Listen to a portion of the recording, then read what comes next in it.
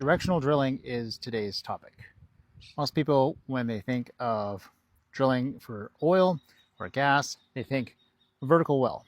But for quite some time now, the industry has used what we call directional drilling. Over geologic time, you have sedimentary rock which settles in these kind of horizontal planes. So as you're drilling, if you go through this vertically, and your production zone, let's say, for example, this layer here, you would only get a few feet of production. But if you can drill down and then drill into it this way and follow it for as long as you possibly can, you maximize the production of a well. The first types of tools that we used were called bent housing motors. Now, the first ones were fixed and the bend was in a certain direction. So we would essentially mark the pipe where the bend was, and then at surface, align that in the direction we wanted to go, and it would assume that it's going in that direction. What made it a little bit difficult is that as you go deeper, there's more flex in your pipe, so that bend could actually turn in a direction that was not favorable. So essentially what this is you have your pipe here. This is part of your BHA or bottom hole assembly, and there's a bend right there, and then it goes in this direction. And what you want to do is you want to stop rotating this whole thing. And inside here, there's a rotor and stator, which basically is a motor. That's why we call it a motor. And as you pump high pressure fluid through it, it rotates the shaft inside, and on the end of the shaft is your bit. So the only thing rotating is the bit. So whichever direction you point this bend and the bit is now turning, it's going to follow that direction. Now, over time, we wanted to have very specific build rates to give us what we call in the industry dog legs, which is the amount of build in terms of degrees you have over 100 feet of section. So we would, instead of having a fixed bend, we could adjust this to half a degree, 1 degree, 1.5 degree, whatever we wanted, we could set this bend. The major limiter with this type of technology is that you stop rotating your drill string. And anytime you stop rotating your drill string, you run a real risk of getting stuck in the hole. So you always want to be able to move your pipe. Another limiter is that if this pipe, if say you get quite horizontal and all that pipe is just laying on the bottom of the hole, the effective weight that you can transfer to the bit diminishes.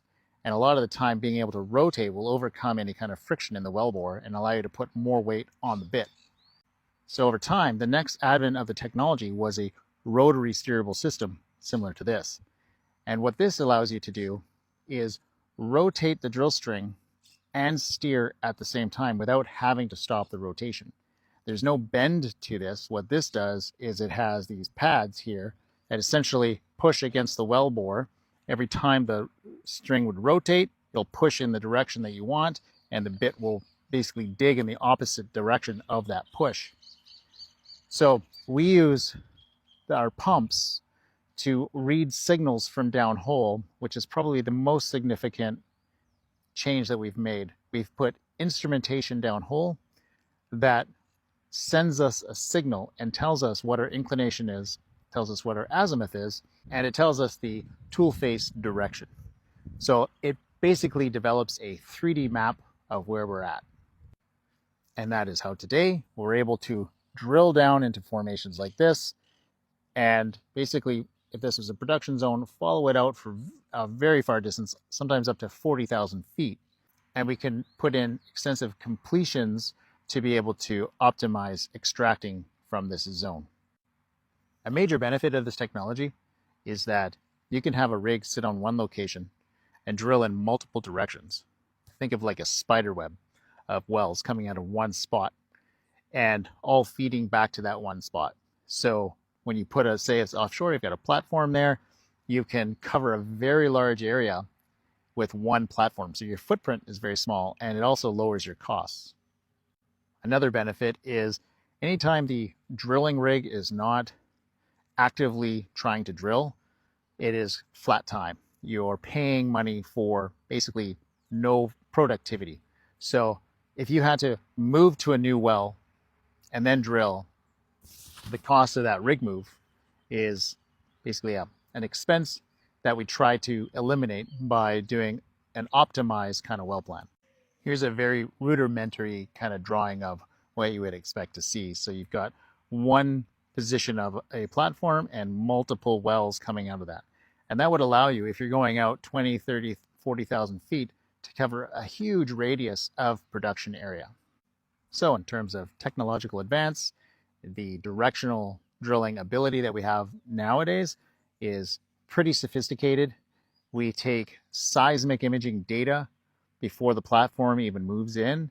It tells us exactly what the formation that we're trying to hit is, where it is, how deep it is, if it's tilted, if there's faults, and we put it together a drilling program based on that data, and then use our directional plan to follow it as best we can and try to optimize production out of that zone. We also use it to try and steer away from potential hazards. So just something interesting, thought I'd share. If you like this type of content, please leave a like. And if you are curious to know more, just drop a comment. Have a great day and good luck in your career.